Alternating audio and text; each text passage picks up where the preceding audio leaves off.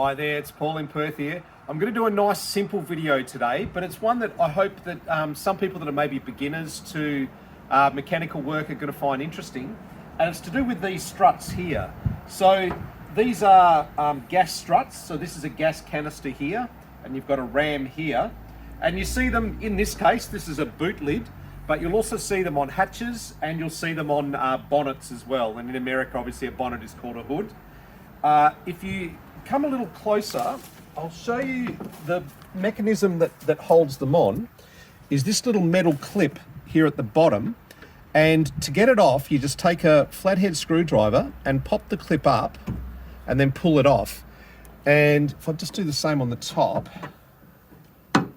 what you'll find is the clip is reducing the gap that that this ball can sit in, and it's that gap there that holds it on.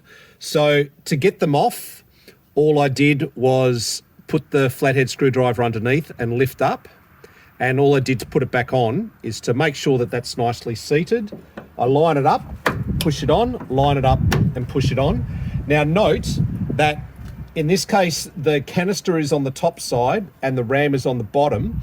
If you find that they are in one direction or the other, make sure you put them back in that direction. So to do it the opposite way round would be wrong. So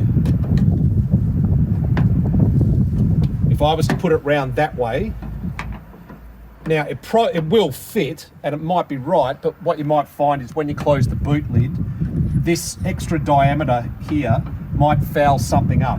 So best practice is if it was on that way originally, when you replace them, put them back on that way.